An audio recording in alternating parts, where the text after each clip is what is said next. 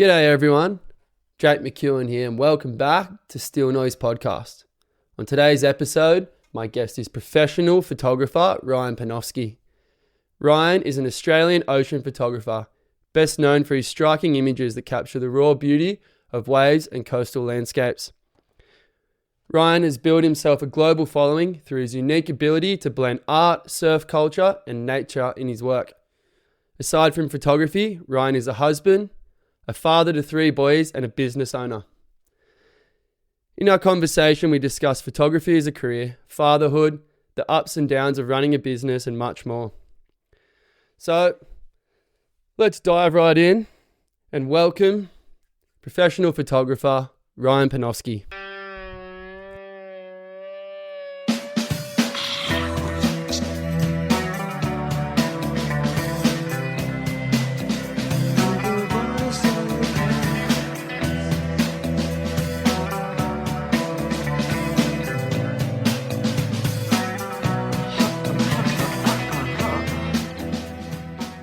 All right, Perno.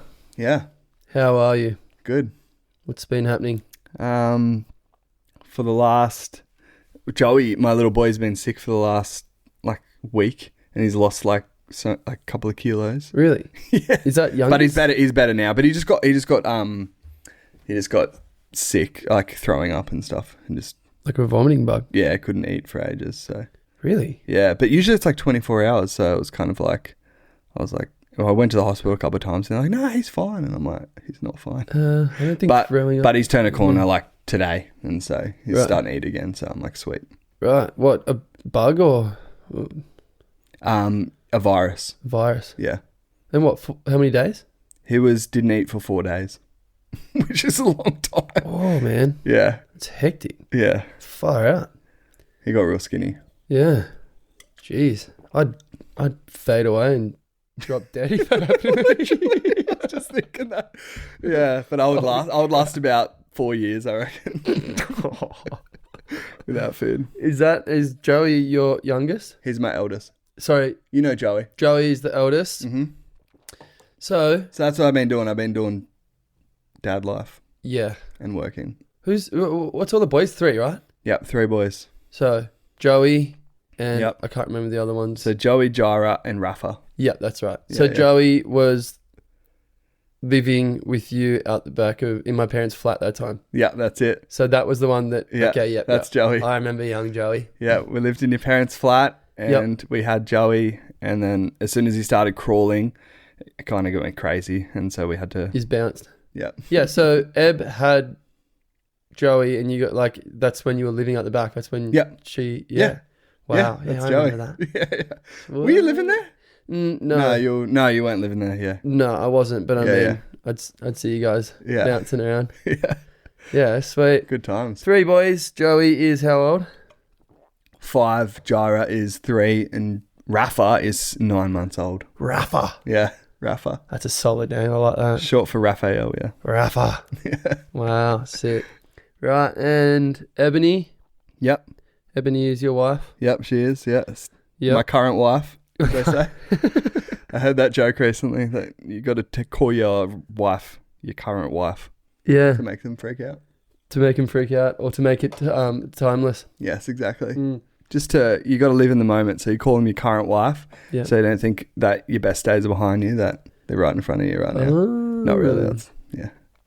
That's just your way of getting off the hook when she listens to this.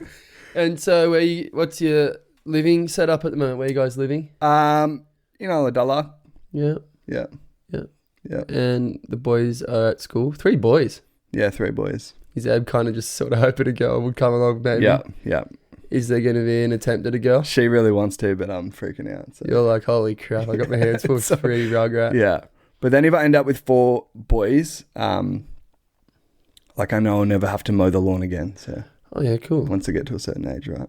And it's Did you guys mow the lawn? Did Chewy make you mow the lawn? Yeah, I mowed the lawn until I ran my foot over with the lawnmower. You remember that? No.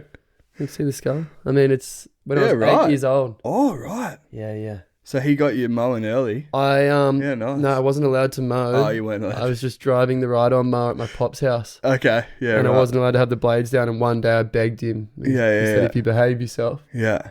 You can ride the mower. Wow. And I won't go into that because it's quite a long, detailed story. And We got time. oh, No, but what happened? So essentially, my little brother I was allowed to ride the mower. Yep. I'm driving along. I was allowed to mow 2 strips, Pop said. I'd been there all school holidays. He's like, you can mow 2 strips because you've proven yourself. On the ride on? On the ride on. Yeah. My brother's at preschool. Mm-hmm. He's come running out because he'd jump on the back and we'd just trim around with the blades up, just drive around like a little mini tractor. Yeah. And where was your pop in Nowra? Bawley. Oh, in Bawley, yeah. Remember Keith and Frida? No. What street? Forster. Really? Yeah. Where? Like how? Where was their property? Yeah, like how far up? Like if we're coming all the way the end, or no, sort of on the bend, like almost right in the middle. You can come from the southern entrance and the northern entrance. Yeah. Off. You mean Voyager? Voyager. Yeah, I lived on Voyager. Dang it, that was what I meant. Voyager. Yeah. Right. They had like a little acreage there. Yeah. Okay. That single-story brick house. Yeah. Right. Yeah. Anyway, and he's come running out, jumped on the So back. good. My pops yelled at me, "Pull the blades up! You're not allowed to have 2."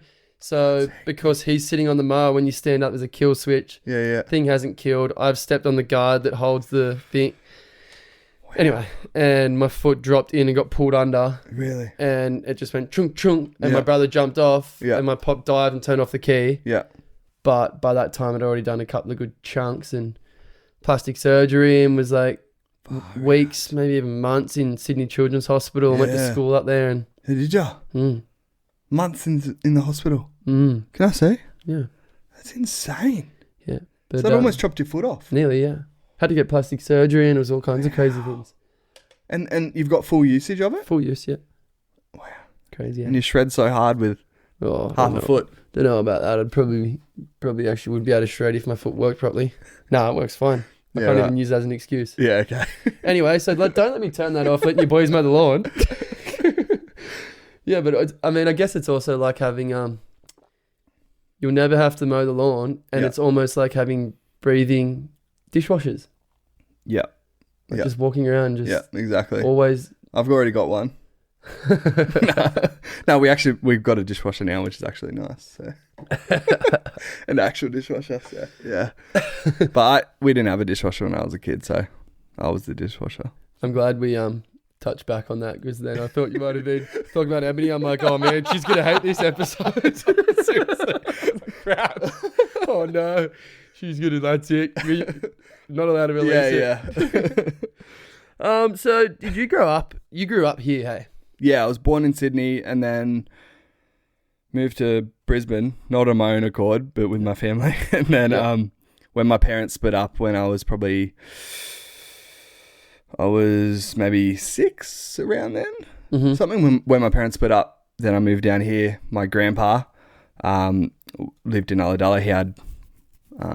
He lived, where was it? In Ulladulla. And so that's why we moved down here. Yeah, so my grandma and my grandpa. Yeah. And so Bubka and Jadek, we called them. So, we moved down here. Yeah. Once my parents split up. Yeah. And then with my mum. And then schooling and everything cats. Here. Huh? Schooling and everything here, hey. Pretty much. I was in year 1 or 2. Okay. Yeah. And you've been here ever since? Yeah. Sweet. Yeah. Moved to Bawley in the end. Yeah. We moved to Mollymook, and then we lived in East Lynn for a while on like this property, which is really? Yeah, it was crazy, man. It was that's it. Really cool property.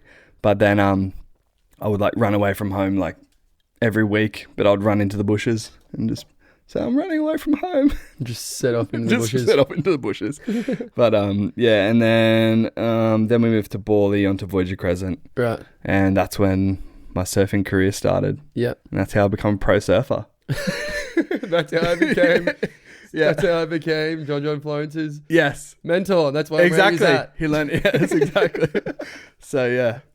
I actually wanted to be a pro bodyboarder growing up, and so were you bodyboarding or surfing or both? I was doing both, but I was predominantly bodyboarding. Yeah. So like, because we grew up in Bawley Point, and so there's nothing to do except eat fish and chips,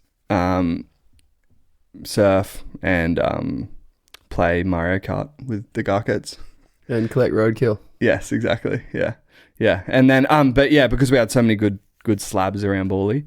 And so I just grew up bodyboarding, trying to push myself as hard as I could, drop into anything. I was like desperate to become but the thing is, I'm a very like uncoordinated kind of person. So I knew I wasn't like technically skilled like in anything, but I knew that I could just drop into anything. And so that's what I tried to do, is just push myself as hard as I could. And yeah, but it's good because it gave me the good background to what I do now, which is photography, because taking photos of waves is a million times easier than surfing them. Yeah. And so, so it means that I can swim in the ocean and feel pretty confident in any condition around here, because I've surfed. You surfed it all so many times that I second nature. Yeah, typically don't feel scared, and so, yeah. Yeah. And so how did the passion of photography start? Like, did you just start shooting your mates, or? Yeah, like I did it when I was in school. Mm-hmm. As an elective or something? No, I don't know. Like I think my mum got me a camera. I know I begged her for it when I was, I don't know, maybe I should have the timeline down, but I don't. I think I was maybe 15 or 14 or something. Mm-hmm. I got this little digital camera with optical zoom, and I would just film, jet surfing but I just wanted to be in the water most of the time. Yeah. And so, but when if I got out early, then I would like zoom in and film people. And yeah. But like, I definitely didn't want to be a photographer because I wanted to be the one being photographed. You know what I mean? Like, I was like, as everyone does, like I want to, drop into crazy waves and get videos of me. So that's what I wanted. And so, but because at the time, I didn't realize that photography was like a creative thing. I thought it was just a documenting the good stuff that's happening, but I didn't realize there's such a creative element to photography. Yeah. And so I've always been into art. Like when I was on Eastland and that property, I'd run away from home, but with my little notepad and just like draw the house or draw the trees. And I got real heavy into, it sounds like a drug. I got real heavy into drawing. So lead pencils and, so I wanted to, that was my first ever thing that I knew that I wanted to do. And that was art. Like I wanted to be an artist from a very young age. Like, like I convinced my parents that I was going to be like a Pixar drawer. Oh yeah. Yeah. And so like, I was like, I want to be, draw for Pixar or whatever. And so I'm just going to be a professional artist. And so I just like went hard into that and tried to. So I was always into creative stuff. Like I've just, I know you're a creative person too. You just get that urge. You got to make something, it's like, whatever it is, I've got to make something. So I've always been like that, very passionately. Yeah. And then, but then I was trying to become a professional bodyboarder, like whatever that means. Like I didn't have a plan, but I was just like, if I just drop into the biggest wave, then maybe I'll get a sponsorship or something. I didn't know how it worked. Yeah. But then, so I was kind of dabbling in photography, and then over time, I kind of realized that it's like a very creative thing, and you can actually take a really good photograph. And so I think it was when I first started seeing that Movement magazine. Remember the body one? Yeah, I do. That was like one of the first creative magazines. Yeah. Whereas it wasn't like, say, Riptide, no trash on Riptide, but or like a lot of like Trax Mag back in the day. It didn't seem creative. It was just more like pages of documentation. Yeah, it was just documentation. This is what happened. Yeah. This is where we went. And I'm sure there's creative elements to it back in the day. And now looking back at it, I know there was, but it didn't feel that way. But Movement was one of the first mags that it's like, wow, this has like artistic value. Yeah, okay. Do you remember that? Well, I kind of, yeah. It's funny because I do have a memory of maybe a Movement magazine cover. Yeah. Of a really kind of cropped back, like drawn back image, black and white, of a guy doing I'm going to get this wrong and all my body automates are going to hate me, but an air forward, and being up in the air, and his legs being twisted, and kind of like being at the point where he's about to enter back down onto the wave. But it was black and white, and it was really trimmed out, and it was all more silhouette-ish. Yeah. And I remember seeing that and being like, yeah, that's not your average. Someone average in the tube. There we go. Yeah, that's someone exactly. in the barrel. I was like, wow, that's a cool cover. Yeah.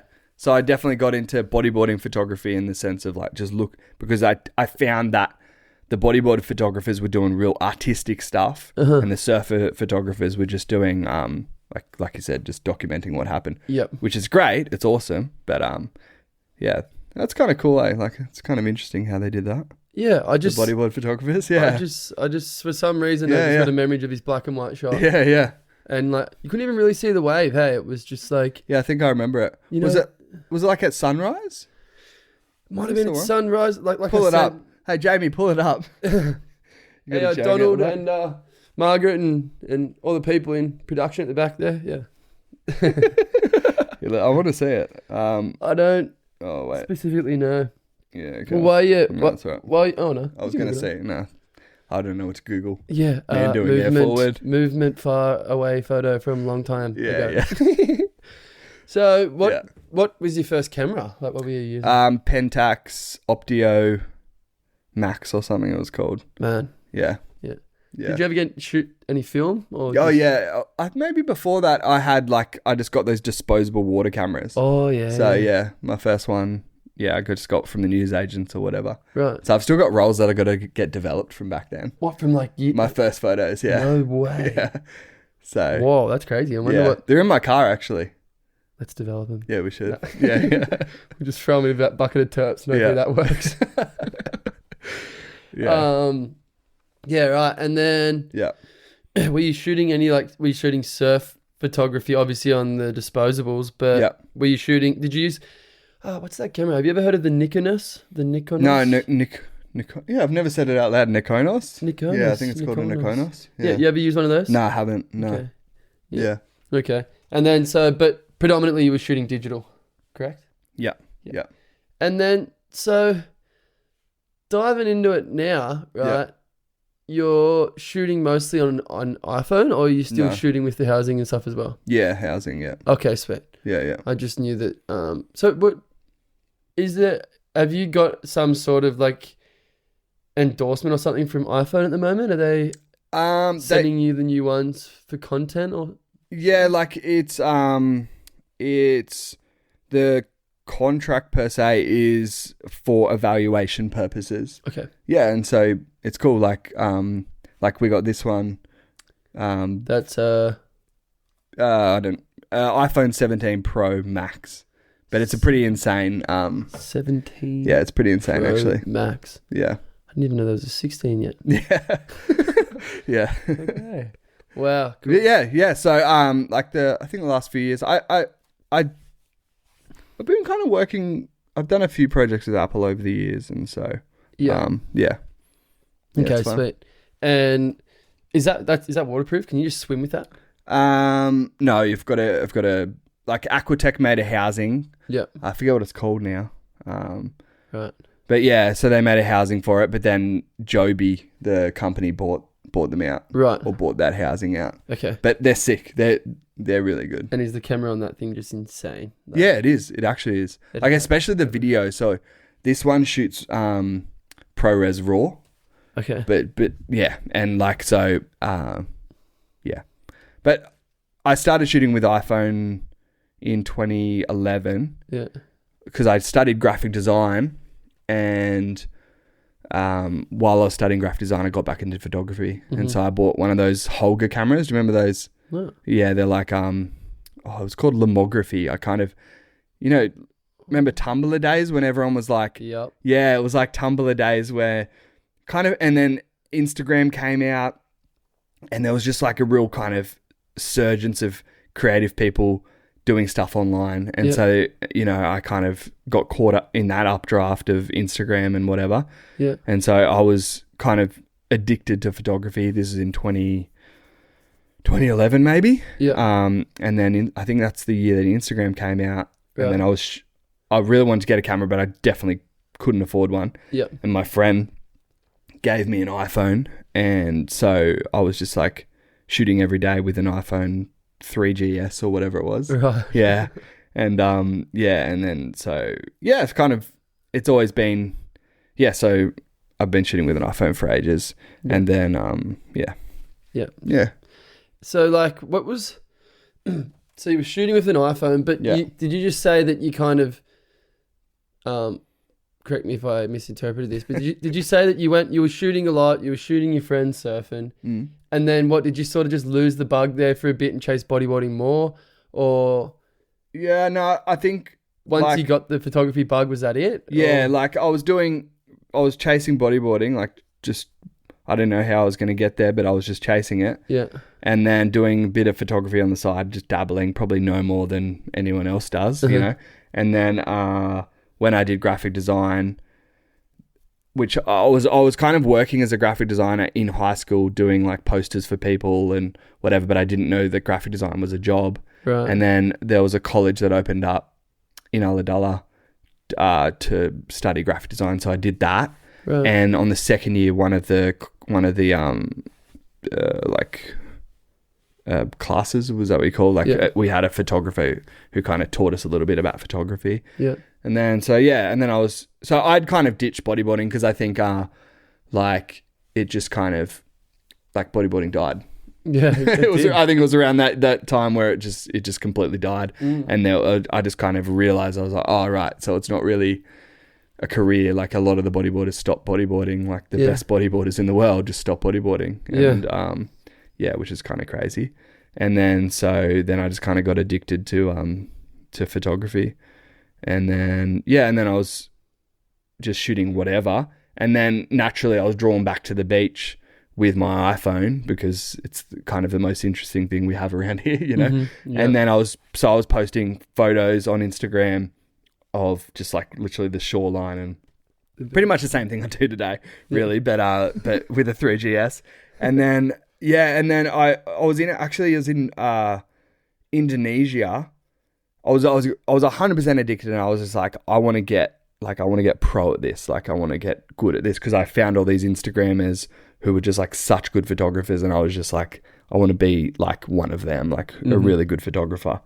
And so I kind of was just every day shooting. And I was in Indonesia with my friend John Ewens. You know him, Johnny? Yeah, I know Johnny. Yeah. And I saw this boat. I should know the name of it, but it was out on this reef, and you got to walk like, I don't know, like it was like a couple of Ks on like sharp reef to get out there. Yeah, on coral. Yeah. And so I walked out there and I took a photo of it. And Instagram used to have competitions back in the day where you would like submit a photo via a hashtag. And this one was 50-50, where you just had to have a split shot of something at the top, something at the bottom. So a pretty basic composition. Yeah. And I posted this photo of this boat, which I had to walk out for. I mean, I just had cuts all over my feet, lost my thongs. And when I got out there, it was 6 a.m. at sunrise. And all these like locals just came out of the boat. Oh, yeah. And I thought like, I was in the middle of nowhere. The tide was starting to come up, and I was like, I think I'm going to have to swim back inshore. And literally like 30 people just came out of the boat, and I was just so scared. I was like, what is happening? Because they did not look happy with me. And I was like, I'm just taking a photo, guys. And then I took this photo. It took me like 4 hours round trip to take this photo. Yeah. And then I posted it with the hashtag. Then I woke up the next day in Bali, and I had like 14,000 followers, and I was like, what's happened? Like, what is going on? And then I realized that Instagram had shared my photo. And so the Instagram account? Instagram, yeah. Wow. Yeah, this is back in the day. And and so I think I was only at like, I forget, but I think I was like 800 followers or something, or maybe 1,000 or something. This is way back when. Yeah. Or maybe not even. And then, so kind of, that happened. And then I had, thousands of followers like overnight, literally. This is back in the heyday where it was like, getting a K. This is interesting. Yeah, it was huge, and like, it was like, this is crazy. Most of them were probably bot followers and, from all around the world and whatever. But it was kind of like a catalyst to doing it as my job. Yeah, I had an audience now, so let's go. Yeah, so I was like, this is crazy. And so, that was kind of the first kind of dopamine spike of chasing that. Yeah, I mean, it's a I guess you could call it it's a reward. You're seeing a bit of some fruits of your labor. You're like, oh, hang on a second. Suddenly, I know I got the attention, I got the eyes. Yeah. Now I need to bring the product. Exactly. Yeah. And that's when you decided it was going to be a career, or no? Like, I was already chasing it, and I was already like like connecting with other photographers and really getting into it and trying to create my own thing. Yeah. And then, but yeah, I was already 100% all in, but it was just kind of a crazy thing at the time. Yeah. And what else happened? Like, oh yeah, I was like with my iPhone, I was filming videos around the same time. Maybe this is a couple years later. I was posting videos of waves because back in the day there was an app called Vine, and you could only I remember. Yeah, Vine, and so you had to film within the app, and so you could only film within the app and post within the app, and it was the first like photo sharing platform or video sharing platform that things could go viral on. Yeah. And so yeah, like I think my first viral video on there, I jumped into the ocean at Narrawali, and it was sunrise. It was just like a crazy sunrise, and I filmed that, like just a wave like crashing over you. Yeah. I actually borrowed a housing off. The first housing I had was my mom's for the iPhone. Yeah. And then the second housing I had was Nathan Richards. I borrowed it, but I didn't give it back. Still got it? I was like, broken. No, I think I've lost it by now, but I don't think I ever gave it back. But I was like, bro, can I borrow this? Yeah, man. I was like, cool. And, but yeah, sorry, Nathan, I owe you.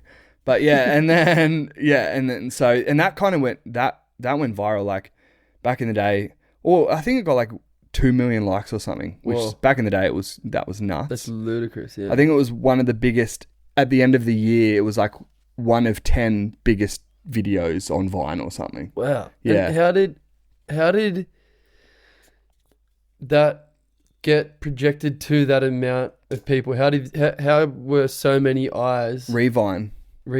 Yeah, so like back in the day, you filmed it back in the day, and then you'd post it, and then the way that things would get shared is you just press Revine, and then whoever follows me would see the video. Mm-hmm. So you press Revine and it comes up on your feed. Okay. Yeah, so it's like if I pressed, I don't know, repost on Facebook, and then all my friends see it. Okay. Yeah, so it was called Revine. So you just kept just reboosting it? Not me, they did. Oh, like, right. Yeah, so that's how it went viral. Okay. Yeah, so people press Revine, and then it goes to all their followers. Oh, okay. So people just, essentially it's just like sharing it, like what you do now. People just shared it and shared it and shared it like that. And I think was it Kylie Jenner? One of the Jenners shared it as well. Oh, right. And so I think that was a big boost of it. Sure, that would help. Yeah. Yeah. So they press Revine, or one of them. Yeah. But which at the time, and I still don't really know who they are, but I didn't know who they were. Yeah, thanks. Someone's like, oh, this Jenner shared it. I was like, what's that? Thanks, Miss Jenner. Yeah. I was like, does she work at the Bally Cafe? No, she doesn't. Oh, I know someone called Jenner that works at the RGA. Exactly. Yeah. And so from that point you started, was it purely ocean photography? Yeah, I was just like always ocean. Yeah. Yep. Not like that's not what I was only doing. Like I was also shooting, at the castle and mountains and stuff. Like I think like always, and this is probably every photographer, it's super cliche, but all I was ever drawn to is just something with interesting light. You know, it's like anything looks amazing when it's got amazing light. Amazing light. Yeah. So like sunrise, sunset, that's pretty much it. Yeah. So purely ocean and landscapes then. Yeah. But like mostly ocean. Like, yeah. So yeah, mostly waves and yeah. Did you ever? Sorry. No, I was just filming videos and taking photos. Yep. Yeah. Did you ever delve into like any like weddings or stuff like that? Did you ever shoot things like that, or that just like I did free ones? Yeah. Yeah. Like, and then I think I did one where I got paid $500. I was like, no, I don't want money. And they're like, no, we'll pay. I was like, okay. And $500 was a lot of money for me. So, yeah, but I think I've shot like just friends' weddings. I think I've done 4, maybe. Yeah. I was like, I think I did do Jed Garkett's wedding. Okay. I was like, and as a friend, I was like, bro, I'll shoot your wedding. Like, yeah. This is my gift. Yeah. My wedding Yeah, gift. exactly. Yeah. I won't buy you something. I'll just take some photos for you. Yeah. But yeah. I mean, that's a bit, like, especially nowadays, that would be an expensive gift. Yes. So sure, he was frosted. Yeah. And studio work? Do you ever do studio stuff? Not really. You were here helping me set all this up. I was like, well, Yeah. okay.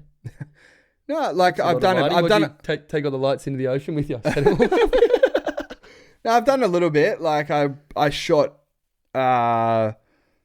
a dude in a studio recently, Peter Simons, an old photographer. Mm-hmm. Yeah, so it was just a quick one. Right. And again, it was like, bro, I'll just do it for you for free. He needed some photos for his website. Okay. And he's an old legend, so I was like, yeah, I'll help you out. So sweet. Yeah, so pretty much, if it's not selling prints, I try not to make money out of it. Like, I'm like, I'll just do it for free because it's not my like thing. Because it's not really your niche. Yeah. Yeah. Cool. And have you done like I mean, from what I've seen just on your Instagram, I mean, yeah, and in the store and stuff, but it's mostly Australian. Do you travel and shoot? Have you been to say like Tahiti or Fiji and stuff and shot oceanscapes there or? I've been to Hawaii. I like shooting over there. Yeah. But I think like I would have by now, but we had kids in 2020. And then so you get pretty like locked to where you live. Pretty locked down. Yeah, because you want to be around with them, but then also we've traveled to Hawaii with them, and it's like with toddlers, it's as fun as it is, it's also a nightmare. So it's like well, I think when they're a little bit older and you want to help out, you want to be present and whatever. So yeah, but it's kind of cool because I think that, you know, like limits always produce creativity. And so if you have endless options, then you can't be creative. So, you know, like I have been pretty landlocked here just within the South Coast because I haven't been able to, you know, go out too much. And it's kind of like the iPhone thing. Like couldn't afford a camera, but I had an iPhone. And so, but that's how you get good is really being creative within the limits. Because I know a lot of, you know, you see it all the time, like people with all the gear with no idea, you know. It's the same with surfing. Like, exactly. You know, a shredder can shred on anything. Something from under a house. Yeah. So I kind of like, I see it as a challenge. Like, I definitely, you know, once the kids get a little bit older and I know that they'll be able to stay with my mom or whatever, which they probably could now. But actually, we've got a baby. We've had a baby for 5 years. Because we had one baby and then they got just old enough and then we had another baby. And so we've kind of just been like homebound. But again, I like it as a challenge that can I see something different within, you know, the same backyard? And man, we're pretty lucky here. And it seems like you have. Yeah. I mean, I guess like we got crystal clear water. Yeah. The sun rises over the ocean. Yeah, it's beautiful. And there's some seriously scary and depot, gnarly, big lumps of water that I'm sure look very intimidating / beautiful at the same time. That wouldn't be hard to. I mean, it would be hard to get the right shot, but I'm sure you've got the. Yes, we've got more than enough. You've got the subject right there. Yeah, we've got more than enough subject.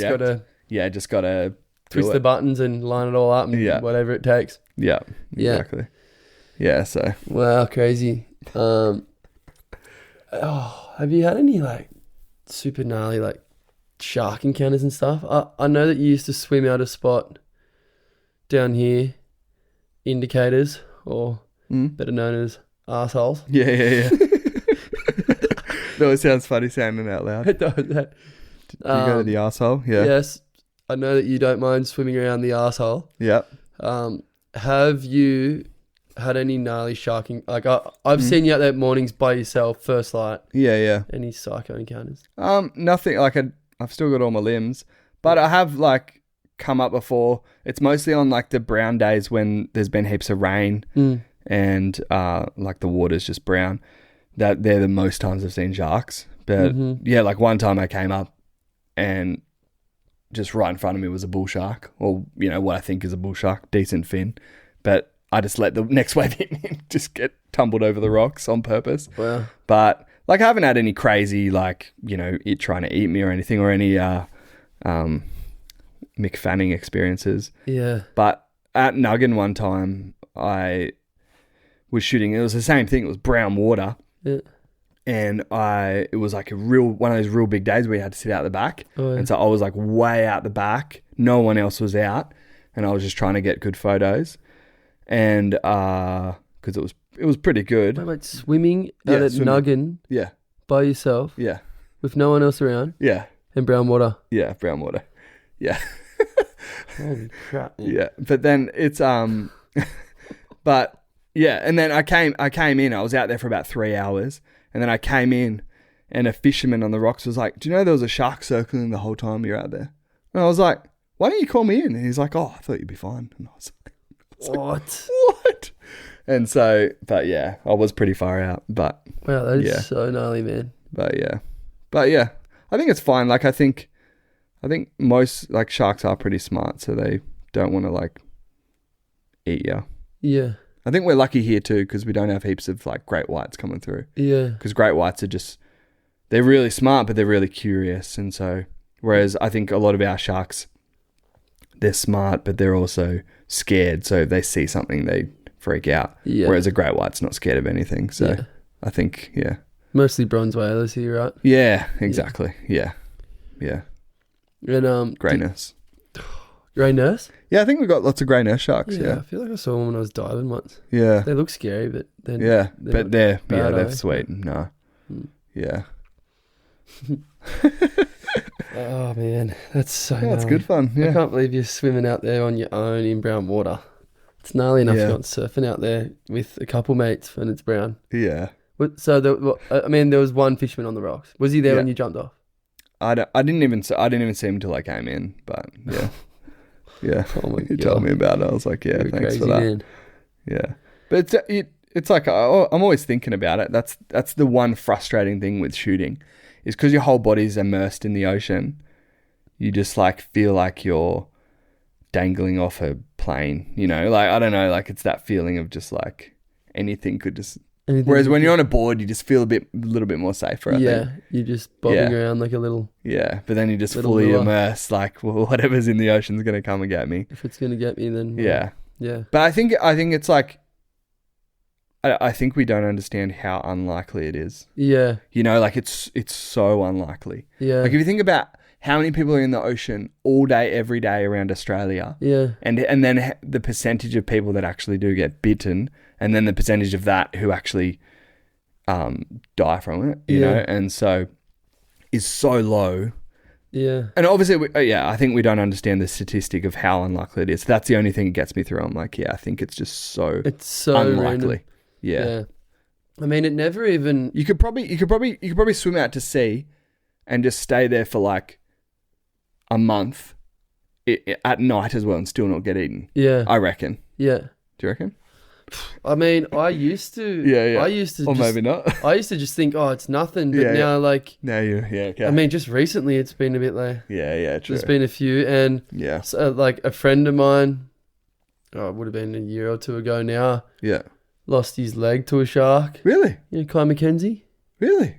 Yeah. Hectic. Yeah, one of our buddies. He's a real close mate of like Noah's and where did Port that Macquarie. Happen? Oh, right up there, yeah. Yeah, but he's just spent like years of the last year or so of doing rehab, and like he actually put up a video the other day skating with an artificial leg.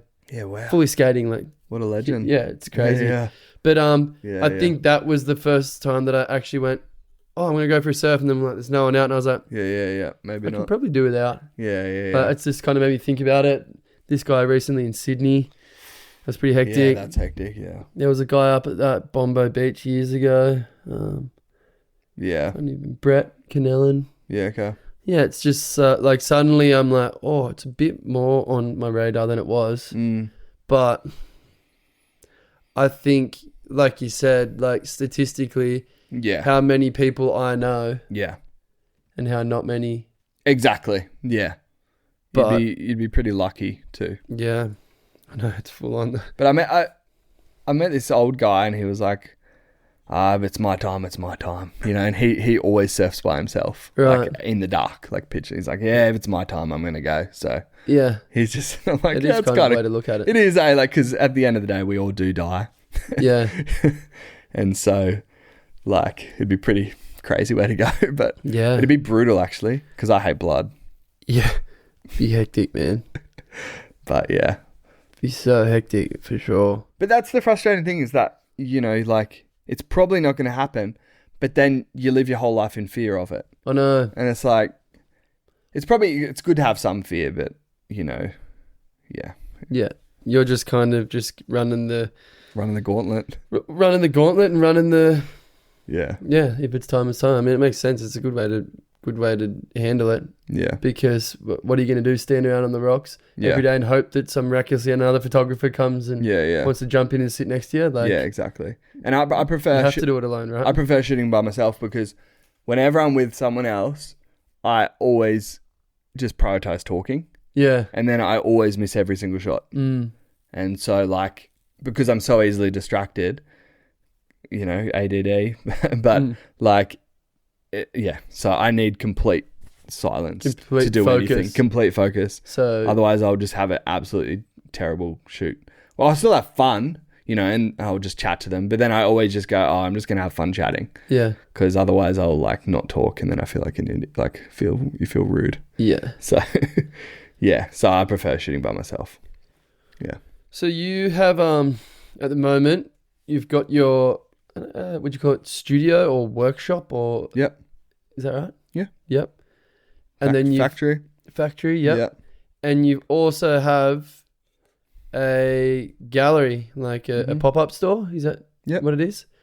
So what's going down in each of those? What's going down in the studio? Drugs. Yeah. Drugs. Yeah. Cooking them. Yes, exactly. Yeah. That's how you get by. So it became my full-time job of photography in, I think, 2016. I was doing, because I studied graphic design, then I was being a freelance designer. And so, which is absolutely brutal because I just didn't know how to, because in any business, there's the technicality of doing it, and that has no end. Like, you're always going to get better. So, and then if you're someone like me, you always talk yourself down. Like, you're never as good as you want to be. So then you're always like, never feel good enough kind of thing. That's just the way I'm wired for whatever reason. Yeah. But and then so there's the technicality of doing it, but then there's also the business side of doing it. And they're two completely separate things. And so because I was very good, like I'm a very good graphic designer in my opinion, like I'm really good at it. Good at, anything artistic, but then I really love graphic design. So I was working as a graphic designer, but I was a shocking business person. Which I still am, really, because it's not me at heart. At heart, I'm a creative person who want to sit on a hill and paint a picture. Just do anything creative, make music, make cookies. Just as long as I'm creating something, I'm happy. And so, but I'm a terrible business person. So that's why my freelance career didn't work as a graphic designer. So I was earning like, I don't know, as a freelancer, probably like 35,000, or maybe towards the end of my graphic design career, I might have been earning like, I don't know, maybe $50,000 or something, doing graphic design. A year. Yeah. But then I think it was 2016, because I started selling prints through Instagram, and then in 2016 I released some prints or whatever online, and I made like 20 grand in a weekend.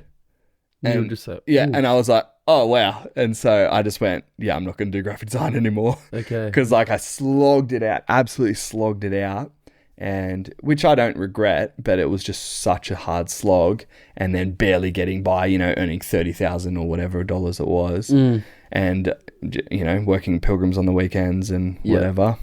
Just grinding on the absolute grind. Yeah. And then I realized, oh wow, this could be like a full thing, and then I kind of just essentially ditched any graphic design work, which is pretty easy to do. Yeah. And then just kind of went all in on selling prints online.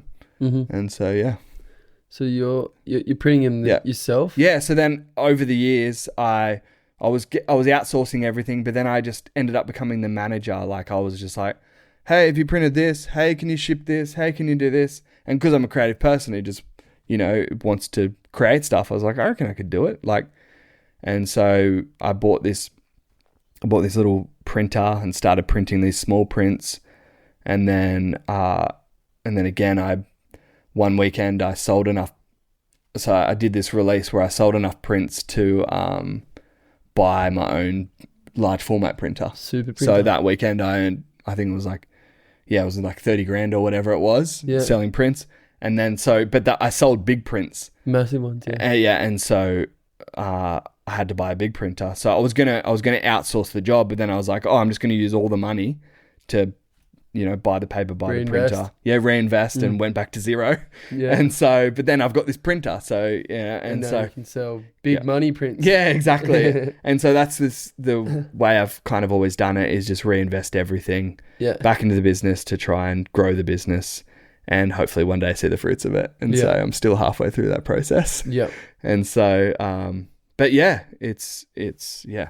So yeah, and then I ended up buying all the overtime as well, like framing gear, because I was printing them, then sending them because I would print them, sign them, and then send them to a framer, and then the framer would ship it out. And because framers are usually, they can be quite busy, that, it can take a while with a framer, and maybe a month or sometimes even 3 months. Yeah. And so I was like, I reckon I could do it. And then so, I just started teaching myself framing, met some people who helped me learn how to frame. Uh-huh. Yeah. So now we print and frame everything from my factory. And so then, yeah. Wow. Because that was a question I had in mind. I was like, so you're selling prints, but like framed prints? Or? Yeah, framed, yeah. Yeah, so you frame it all yourself. So what, do you just go into the hardware and getting the timber and banging them together? I order everything from the suppliers, but everything, I've just got everything on the shelves in my workshop. Yeah. And then so if I take a photo that I want to print, then I'll print it out, frame it, and sell it. And then you're putting it, so that's the studio factory workshop. Mm-hmm. And then you've got the gallery and store. Yeah. Is that the space for your best of the best? Is that what's going on in there? Or? Yeah. So I usually put in artist proof. So again, if I take a photo that I like, then I'll print it, put it up in the shop, and then see how people respond to it. Mm-hmm. But I'll also do that on Instagram. Like I'll just post it on my story, because I'm terrible at posting on the feed. And so, and then see how people respond to it. Because I might like something, but then it might not have legs, as in people might not buy it. Yeah. And so sometimes they coincide where you love it and then other people do. It's usually not. Usually I love it and then everyone else thinks, that's terrible. And then they just want, whatever it is. And so, so you try and, so that's pretty much what I do is, take a photo that I like. So I always make sure it's something I'm proud of. Yeah. And then I'll put it up somewhere and then see how people respond to it. And then I'll release it as an edition. So maybe like I really love this photo. It's called Angel, and it was like looking up in the water and it looked like kind of like an angel, like the silhouette of an angel. Right. Yeah. And then I personally loved it. And then I put it up on my story, and then you can always tell that people are going to buy it when you get a lot of story replies. I'll just post a photo and then you got a lot of story replies saying, wow, that's amazing. Cool. I could sell it as a print. Yeah.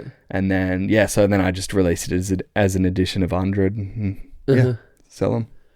What was that last bit?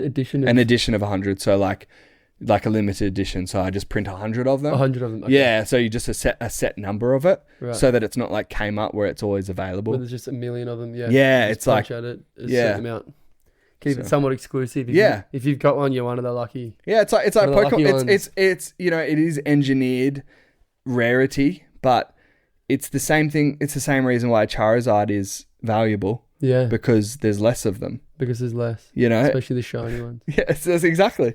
and even though it's engineered, like they only created that many on purpose. Yeah, because it's rare, but it does increase the value of it, and so increase hype. Yeah. And attention. But it's fun. And value. But it's good. Yeah. Do you have a Charizard? Oh, I don't have Pokemon cards. Did you? I think I did when I was I don't know. Maybe. I mean, I wasn't that into it. Really? I didn't have the patience to look at cards and be entertained. Okay. Yeah, right. I needed things to be flying around and moving and constantly. So what were you into then? I like to surf. Yeah. Skate. Oh, like do physical things. I was just on the move. Right. Wrestle and play and run around the bush and ride bikes and carry on. That's what I was just moving non-stop. So Yu-Gi-Oh cards. No, I'm joking. Yu-Gi-Oh cards from What about TV shows? Did you like anything? Did you like Simpsons? So you didn't watch TV? Should we just? No, we did. Yeah. Sort of. But we just put on like the kind of ABC for like sometimes an hour here and there. Yeah, nice. It was never an everyday thing. Yeah. Like I was getting home from school on the bus with my friends who lived in the neighborhood, sprinting home, grabbing me skatey, grabbing my skateboard, grabbing my bike, grabbing my surfboard, grabbing diving gear, grabbing anything I could get, and just going. Yeah. I mean, like, I feel like as a kid, for me, the ocean was the playground. Like we'd go down and we had, barrel rocks where you go and hide under the rock. We'd have like rocks that were slippery. We'd slip around on them. We'd have jump rocks. We'd have there was always something moving and changing, and that was what Nintendo. Me. Not really. I had a PlayStation no 1, but never no really. Nintendo. No. No, Nintendo 64. No. Oh, what was the other one? The Super Mario and that. Yeah, no. Really? No. Wow. We had a PlayStation 1 that my dad was. What about Kai? My brother got a bit more into that. Gaming. Yeah, right. A little bit more. But no, we were. But still, we were on the Because I did both. I went hard at Pit Rock, but then also went hard at games. Yeah. Like we had cubbies. That's good. Cubbies, man. We were always like going down and like every spare second I'd be at school thinking all day, I can't wait. I'm going to put this new roof on the cubby. Yeah. And that's so good. We just had forts and just created these kind of parallel universes of like these bad other kids that were going to come one day and find our cubby, and we'd have to set up traps and spears and just be ready for these imaginary kids that would come and get us one day that never came. But we were ready. If they came, they were done. Where was that? Just down at like Dolphin Point in the bush so and stuff. Bike jumps. Yeah, that's great, man. I love that. So with this big print, just because I don't really understand what is a giant print, a huge one worth?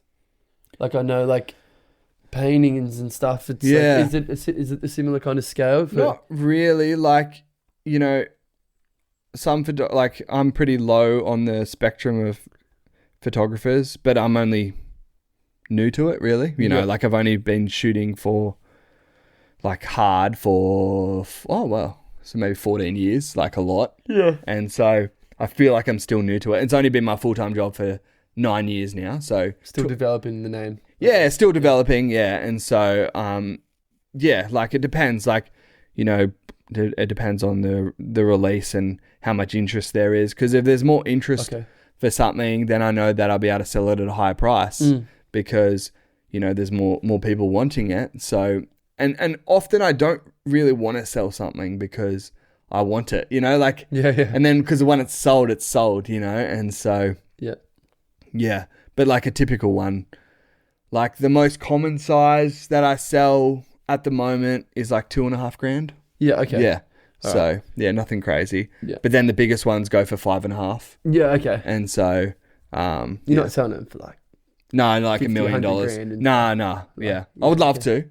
Yeah, but obviously. Yeah. I guess that's like, it's you got to work your way up the ladder. Yeah, I think you got to work your way up. Yeah. I guess it becomes a name, and then a name becomes a collectible, and then yes, exactly. Which is the direction you're heading eventually. Yeah, that's what I want to be doing it forever. You're well and truly on the road, that's for sure. Yeah, that's what. Yeah. I mean, you got the store up there. Is the store going well? Is it? Yeah, like so online people want to spend like maybe like $150, like the average order value is a lot lower, but in person, because people can see it in person. Like, that's how big it is. And it looks so much better because online, you can't really tell. Everything looks good online because everything's on Pinterest and whatever. Yeah. So it's hard to tell. But then when you come in person, and like I'm really proud of my products. Like they look a million times better, and so shop looks amazing, man. Yeah, people tend to spend more money. Yeah. I'd guess it's probably the dumb question. This is one of the dumber ones, but is Christmas sort of summer holidays definitely your time to be cashing in? Yeah, it so would be, huh? Because it's such a seasonal town down There's here. There's just so many people from out of town too coming in, and yeah, exactly. Yeah. And so with your followings on social media platforms, are they still growing, or did you have that huge bit of growth and now you just have your kind of your audience and that's where you're at? Like I think everything comes in waves, as they say. Yeah. And so like it's kind of like anything. Like you can't do everything at once, and so you can only build. So I'm as a creative person, I obsess over being a better photographer and being, but again, it has nothing to do, well, not nothing to do with, but it's only 50% of being a photographer as a business. You've got to work out how to sell your things. And so because I onboarded or brought everything in-house with printing and framing, like I've been focusing on the product more than the promotion of the stuff. Okay. And so I've been Is framing new? Is this something new that you started doing? Oh yeah. I've only been doing it for, like it was a slow process, but I've only been doing it for a few years now. Okay, so it's pretty new. Yeah, so I've just kind of like, it's kind of like photography. Yeah, but so like I kind of, with Instagram, you only get as much out of as you put in, and so like you need to be posting every day and like whatever, but in the last 3 years I average 1 post a month. Yeah, that's not your priority right now. Well, so I just haven't been doing it, but yeah.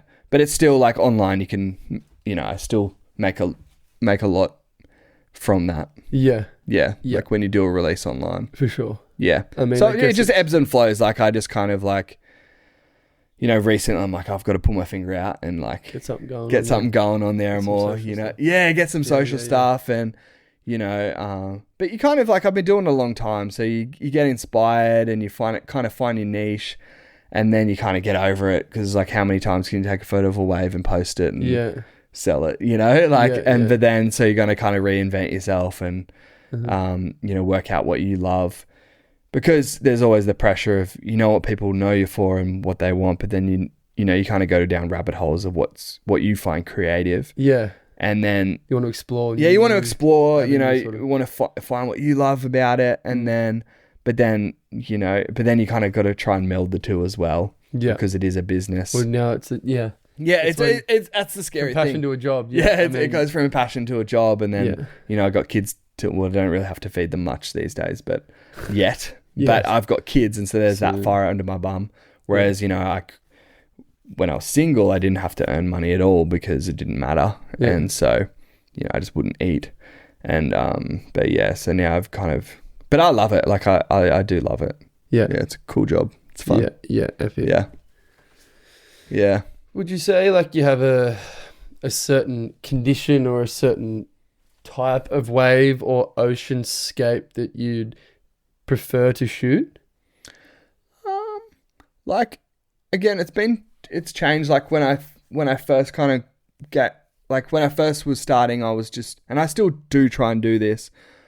Like I want the photo, because again, I'm more of an, like I love creativity and I love art more than I love photography.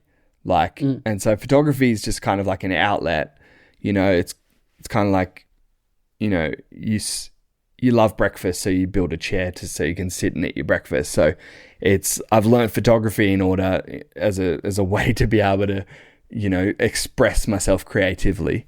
So,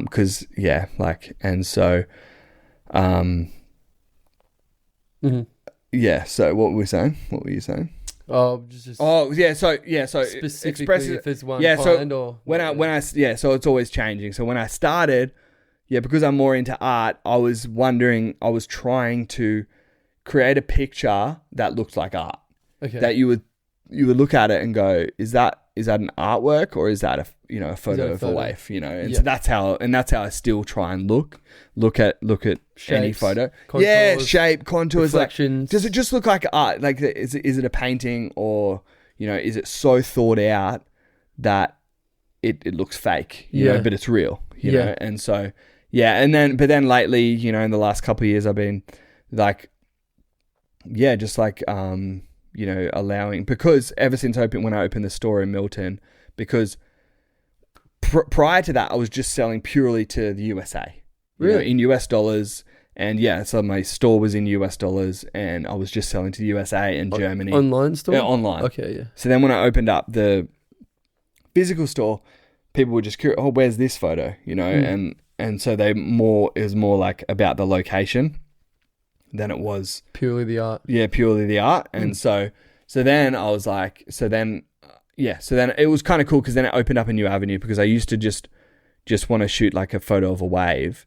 But then when I opened up the store and people were asking, oh, do you have a photo of Baril? You know? And it's like, and I'm like, but I don't want to just take a photo of Baril. And I'm not yet to do one really yet, a good one. So it's like, can I take an artistic photo of a location? Okay. You know, so can there be some kind of element of the location, and also can it be arty as well? So I'm kind of been going down that rabbit hole the last couple of years. Can I still, so like I love shooting like headlands and stuff, but in an artistic way. And I'm not there yet, but I've been kind of down that rabbit hole of like, you know, there was that photo of there's Pigeon House Mountain and then the wave going over it. Have you seen that one? Oh, yeah. Yeah. So it's kind of like that. Is that Nuggin? Yeah, that's at Nuggin. Yeah. And you're shooting from the left towards the right, but back through the right? Yeah. But as if you were in the tube looking out. Yeah, so it's like, you know how the side wedge? Yeah, on the inside. So it was one of the inside waves going sideways. And so I was out the back and I shot it back in. But And just by a stroke, like, did you line I've been trying to do that for so long. And you got it? Yeah, got it. Yeah, that shot's feel. Yeah, but the reason why that works is because it's a location, but it's also artistic, and it's also... So that's the... Yeah, so I've been down that rabbit hole, and then you nailed that one. Like, I took a photo of, at South Molly, of Cammers, down the street. Right. And so, have you seen that one? Oh, yeah. So it's like huge cameras. You just see those big lines of water and big spray, lines and spray, and then it's locational as well. Yeah. And so, you know, all the molly heads are just like, get that up in the Airbnb. Yes, exactly. You know, but it's so that I've been trying that rabbit hole of, so what I've found interesting at the moment is, can you combine two things? So, like whatever that is, like, so it's kind of like a streetscape and the ocean. So I'm like, can I merge the worlds, you know? And so, yeah, like the more like kind of stories you can combine, the more interesting a print is, or a photo. Yeah. So something that's interesting to me, looking at your work, you're someone that is capturing moments of the ocean, but you're not necessarily capturing what would be considered from a surfing point of view good moments or quality waves. Right? Thanks, mate. Is that crap? No, as in like you're not necessarily see some people. Oh, okay, some people would capitalize on the okay, this place here is currently really good. It's pumping. Right. Yeah. I'm gonna get a photo of this and that, and because the wave's so good, then it's gonna be a great photo. Yeah. But you're swimming out, like you said, you're going to these waves that aren't even necessarily waves that are to be ridden. Yeah. And capturing shapes. Yeah. And motion and movement and color and flair rather than necessarily a perfect, flawless shaped surfing surfable wave. Yeah, totally. Yeah. Yeah. Yeah. And I think it's good because there's a lot of photographers that do that now. And that's why I'm kind of like, can I do something different? Like, can I, incorporate landscapes? Can I, like go down other rabbit holes as well? Right. Yeah. I mean, like that one you referred to before, the one of Kemmers, like the one you had, they weren't really good waves, were they? Right, they were just giant walls with sprays of water. Yeah. You weren't taking a photo of a surf spot that had a quality surf wave. You took a photo of lines of water in the ocean. Yeah. And so that took away from it being, there's a really good surfing wave. You were like, there's the power of the ocean and how close it is and how kind of coexistent and entwined it is with a suburban street. You know what I mean? Like that was kind of the art in that, right? Yeah, I think so. I saw that and was like, oh, cool. Yeah. Because again, like when I look at your photos, it's not necessarily, geez, that's a really good wave here, or that's a beautiful wave. Whereas some surf photographers, like, they get amazing shots of spots. You know what I mean? And it's like, oh, I would love a shot of that because that's my favorite wave. Yeah. But Arseholes is a perfect example. Like, it's not really a wave that is surfed. Yeah. Because it's just dead set, and that's why walls landing on rocks. Yeah. That's why it can be good to shoot because no one's out, and so it's like, like Depot's good too, but then whenever it's good, there's a lot of surfers on it. A million surfers. And so, it's hard to get a photo without someone on it, which is all cool. The surfing auditorium, isn't it? Yeah. So when I go out there, I just shoot like whatever, like, But yeah. But usually when like riders are on it, unless I know them like personally, then I'll do a courtesy shoot. Like I'll pretend to shoot them. Yeah. Because I feel rude just not shooting them at all. Yeah. So then I just kind of like pretend to track them. Yeah. But then if it's actually someone I know, then I will shoot them for them, you know, not for myself, but for them. Yeah. I try to anyways, but I don't know if I'm a good surf photographer yet. So you're not ever linking up with a surfer, a professional surfer, or no, but athlete. I want to. You'd like for someone to say, "Hey, it's going to be pumping." Yeah, come and shoot. But like, I would want to do it in an artistic way. Like, you know, can we go somewhere that has some crazy cliff face, and you know, like, can we do it that you can't even tell who's riding it? You know, like, and so yeah. But I want to actually make a surf movie one day called Unridden, and just shoot way, like it's probably a very boring, like I'm sure someone's done it before, but just go shoot waves that's people have never surfed before. Oh, okay. Yeah, so like just with surfers, like you can do it. I got a man for you. Yeah, do you? I got a man for you who's going to be on the next episode dropping tomorrow. Noah Dean, he's your man. Okay, yeah, sweet. Because he is an absolute maniac when it comes to surfing waves that shouldn't be surfed. Yeah, and cool. I think he gets some sort of sick, twisted rush out of just pummeling himself against rocks. Okay. So he's your man. Okay, sick. Sick. You got to talk to him. Yeah, cool. We got to line that up. But I'll do it in a way that, you know, again, it's not just like barrel person and it's about the surfer, but I'll do it in like, how can we shoot this that looks like a timeless photo, right? You know, looks like a piece of art, and then But anyways, yeah. So yeah, I like shooting surfers when there's context, there's stuff going on, and not just like. But I'll shoot like a slab of them riding a slab for them, so they've got a photo. So they've got a great photo. Yeah. But I would like to shoot something interesting. Yeah. If you were to get like a real, say you're out shooting, and you were to get a really good photo of someone, would you then, like a lot of photographers would do when they ask for it, be like, hey, this is my rate for X amount of photos, give me $300 and I'll give you 3 sequences? Do you sell images, or you just purely keep the selling of images to your store and your online store 100%. And the photos that you've taken to be sold? Yeah. Like they're free. Like any surf photographers, that's your photo. Yeah. But I'm real bad at sending photos, like as in I just forget. But so you got to hound me for them, but not because I'm trying to gatekeep them, but it's just literally because my days are usually pretty crazy. Pretty jammed with 3 boys, a wife, 2 shops. Yeah. And then, how many employees do you have? So I'm technically an employee of my company. Yep. And then I've got Brian in the workshop. Yeah. He works every day. Yeah. And then I've got a lady who works in the shop. In the store? The same lady every day? Yep. Okay. At the moment, yeah. Like over time I've employed different people and whatever. Right. So, and then Eb, my wife, is technically an employee of my company. Yep. But, so there's just, like, on the books, there's 5 of us. Right. Yeah. Yeah. Cool. Yeah. But, yeah, so I don't... So if I take a photo of a surfer, it's yours for free. Yeah. But, yeah. And I would love to... I'd actually be interested in shooting surfers more. But, again, it's can I do it in a creative way? Yeah. And not just, you know, like, just however... Yeah, you think, I don't know. I mean, I'm sure some of my friends who surf will see this and... Yeah. Oh, 100%. Have a chat to you. I'm down for it. I'm so down for it. I mean, there's certain guys where like their aspiration is to surf things that everyone else goes, that's not surfing. Yeah, right. Yeah. Let me just see if that's true. Yeah. I mean, Russ is obviously... Oh, yeah, he's nuts, yeah. He's obviously a good advocate for that. Yeah. Well, I want to make a movie. Like, I want to make a film. Like... what was it? Unridden? Unridden, yeah. And it's, like, I reckon it'll be fun. Yeah. It's probably been done. I'm probably just copying someone's idea. No, Unridden, I reckon. I think there'd be something would have been done, videos of unridden waves. Yeah. As in, like, empties. Yeah. But I don't think there's been a film where every wave ridden is somewhere. Yeah, it's somewhere that you're not sure. It's like you just rock up somewhere and it's barely rideable, or you just don't know. So not that it necessarily hasn't been written for sure, but you're pretty sure that it hasn't been ridden. Or just like an unknown wave. Yeah, it's like what's this? Everyone rolls up like, whoa, what's that? Yeah, Anyone know let's that? ride it. Sweet. Okay. Yeah. Yeah, that's why you want guys like fun. Russ and Noah, because they would know. Yeah. They know the ins and outs of every slab, Where chunk of hasn't deadly been reef. ridden. Yeah. Yeah, exactly. Yeah. You'd come. I'd come and drink a long neck on the headland and watch.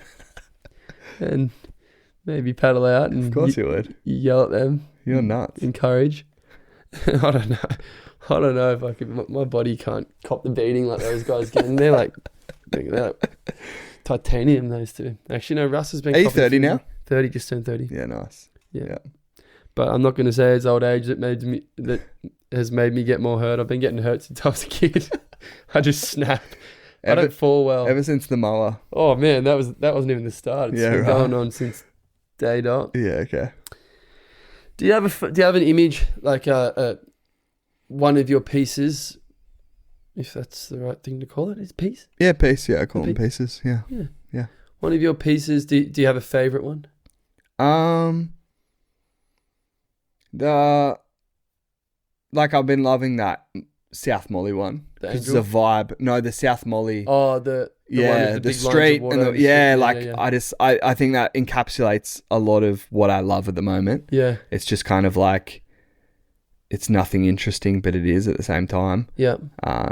So because at the moment I'm just inspired by all the 70, like I don't even know the names of them, but any photo from the 70s, like just anything, everything, the design from the 70s, the photography from the 70s, because like a lot of people who shoot film nowadays, it's like the cool thing to shoot film, which I definitely want to learn.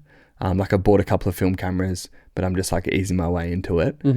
But because the people back in the day who would shoot on film, they weren't trying to shoot something like vibey, like a lot of film photographers these days. It's like, oh, it's cool if you shot on film because it's got a vibe to it, It's almost like a filter, essentially. Yeah. But these guys back in the day, if you look at all these, photographers from the 70s, they were taking and before the 70s, like 40s, like they were taking the most insane photos, like, because they weren't trying to take something vibey, because a film wasn't a vibe, film these days. It was all they had, it was all they had, but they were actually trying to take something really good. So they were like learning, composition, lighting, like everything about photography, and they were absolute weapons at it. And they were using the worst gear in the world, but taking like the most insane photos. So that photo was actually inspired by not any particular shot, but just because I'd been down this rabbit hole of looking at all photos from the 70s. Yeah. And so when I drove over that hill on that morning and I saw these sets and I saw the street, I was just like, I jumped straight out of my car and just stood in the middle of the road, and I just took the photo, and and so because I just had that in my mind of all these old 70s photography, 70s. Those shots. Those shots where they just encapsulate like everything so well. And again, like, people like Slim Aarons or whatever, they weren't trying to get a vibe, like they weren't trying to get a cool photo. They were trying to get a really good photo, like technically, like they were technicians of photography. And so they were absolutely insane. And so I would love to sell all my digital gear and just go film, but I want to do it. I want to do it really well. Like I want to know how to do it. I want to master it before I do that, know? And so, but it's probably going to take me 20 years. So, yep. Yeah. You thirsty? You want to know on those? Yeah. Legend. Moisten the palate. Yes, moist. Jeez. Oh, here we go. We got the crack now. Love a moist palate. How moist is your palate? Oh, it's good. Nice. Wow. Guess I'm not driving home. You'll be fizzing too hard, bubbling. You'll be burping too much. You won't be able to operate the vehicle. I'm definitely getting pulled over. Yeah. So why are you burping so much? They don't do it. It's an RBT, but a random burp test. I was just saying bubble test. A random bubble test. Excuse me, sir. How many bubbles have you had tonight? Burp. All right. So that leads to another question. Okay. My next question. Who are Am you? I gay? Oh, no. No. Oh, well, are you? No. No, you're married, right? Yeah, okay. yeah. You're not. To a woman. Woman. Yep. Right, so 3 boys Yep. are your sons and the woman's your wife. Okay, so Yep, yep. I wasn't sure if you had like 3 boys were like your partners and Yeah, then the yeah. woman was your It's daughter. an open relationship. Who are your greatest influences or inspirations as a photographer? Inspirations. Like, I've always just been inspired by anyone who does anything well. Mm-hmm. So whether it's a baker, who just bakes the most insane bread, or, a painter who just is so dedicated to their craft. So I was one of my biggest inspirations in the early days was, I think it was Steven Sagmeister, which is a graphic designer, but he would take photos as well. Mm-hmm. And so, like, just anyone who does anything insanely well. And so I've always, but like differently as well. So I've always been inspired by anyone. I can be inspired by Russ because of how good he surfs, you know. Yeah. Like, I remember seeing Russ out depot for the first time. Not his first time, but the first time I saw him out there in person. I think he was like 15 or something, or I forget how old he was, but he was pretty young at the time. And when he just paddled, he just looked so relaxed. This is his element. Yeah. And he just got up and it was just like, just like seeing that is inspiring, like seeing anyone who does anything well.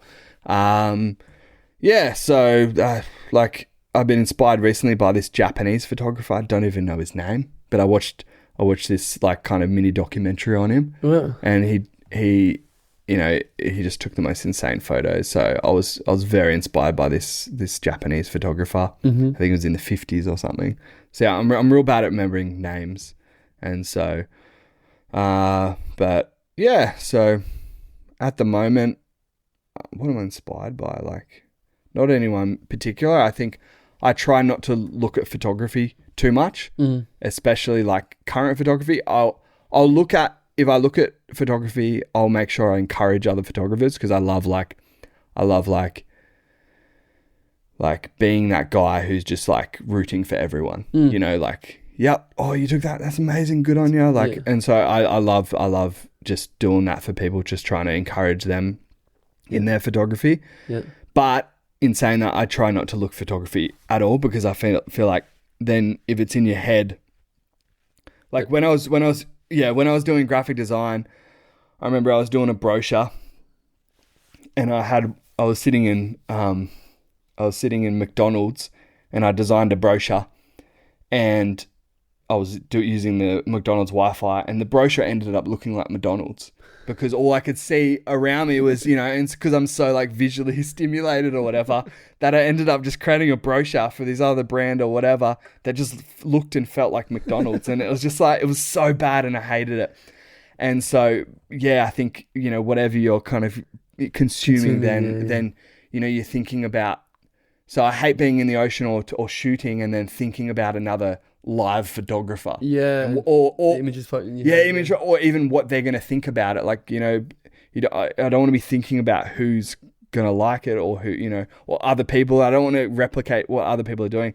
That's why it's good referencing photographers who are dead, like, from a long time ago, because you're referencing, a legacy. Yeah, a legacy of older photographers and then you're not, going to try and copy someone's current work. And then also you're trying to copy, people who shoot something that's not like what you shoot. Yeah. So because I shoot the ocean, it's like, can I be inspired by this Japanese street photographer? Yeah. Okay. And so that's what I've been.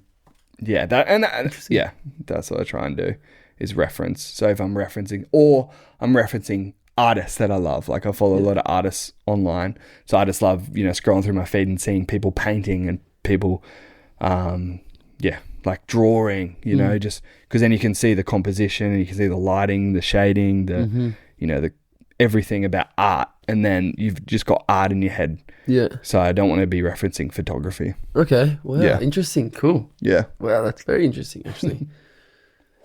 Yeah, I mean, it makes complete sense. Like to stay true to the authenticism of your art form. Yeah, it's best to keep your idea of your version of that art form in your head, rather than altering it with outsourced imagery and information. Yeah, and because obviously photography is such a visual thing. Like if you're just referencing current photography, then you will just end up creating what's already out there. Yeah, wow. Yeah, but I like one of the quotes I live by is live by. One of the this quote I live by. No, like I love this quote personally by C.S. Lewis, and he said, "Never try and be original." What is it? I'm gonna butcher it, but it's like, the person who tries to be original will never be original, but the person who tries to tell the truth, you'll become original without even knowing it. And so, like, he's a story writer. Yeah. And he actually talked too about how your environment will determine how good he could write. So he would always make sure that he was like in a well-lit room, and like he would he would put himself in places with like beautiful light coming through, and like it's warm, and you get the vibe going, because he said he could just write so much better when because we're just we're very absorbent creatures. And so, but yeah, like that's the kind of way to take the pressure off as well, is that I try and reference old photographers like from the 50s or something, and then also reference art. I probably reference art more than I do photographers, but then if I'm referencing photographers, I try and go back in time, and then I use that quote in my head. This is just like mind gymnastics, but this is what I do in my head, is that I just try and tell the truth of whatever situation is in front of me. Yeah. And then it takes the pressure off, because you're like, well, I can only take as good photo as I can see in front of me. Yeah, yeah. So then it kind of takes the creative pressure off. And that's the thing. Even with photography, it is kind of funny, because like some photographers maybe take too much credit, and I'm like, no, it's just the beautiful world that God made, like where beautiful thing that's in front of it. It's a beautiful thing in front of me. Like, obviously you can take a good and a bad photo, and that's where we come in, but really we're just trying to tell the truth of how beautiful the world is, and how insane this planet is. Yeah. Like, you can dive down to the deepest oceans and you'll find a little critter. Like, it's just so teeming with life and beauty. Yeah. And so all you've got to do is try and like capture that beauty and capture that vibe, and you pretty much never do.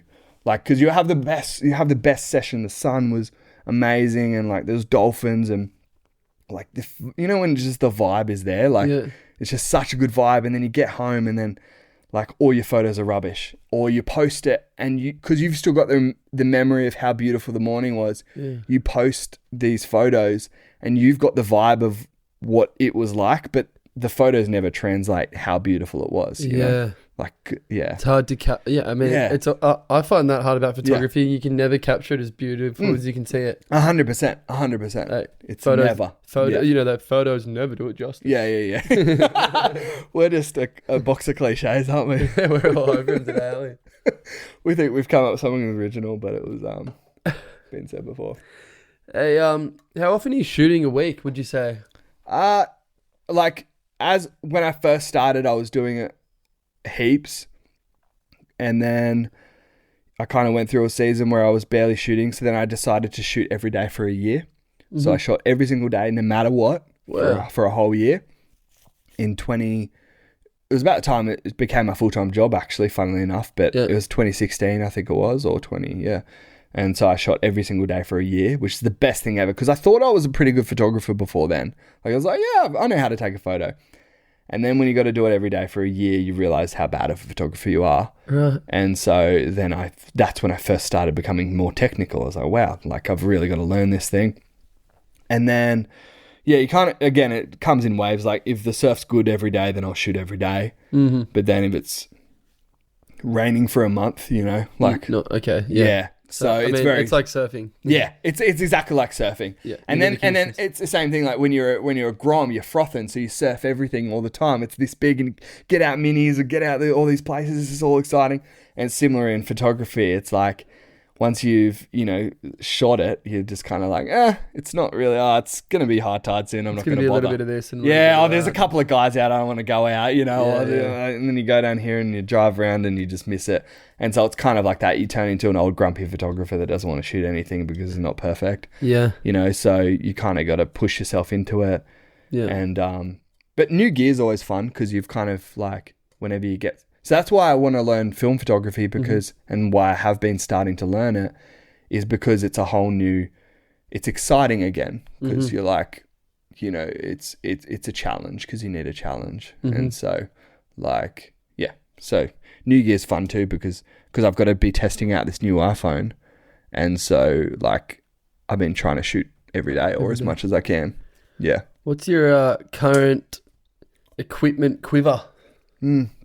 Sony A7R4 with a 70-200 2.8 lens and 24-70 2.8 and an Aquatech housing, and then this is an iPhone 17 Pro.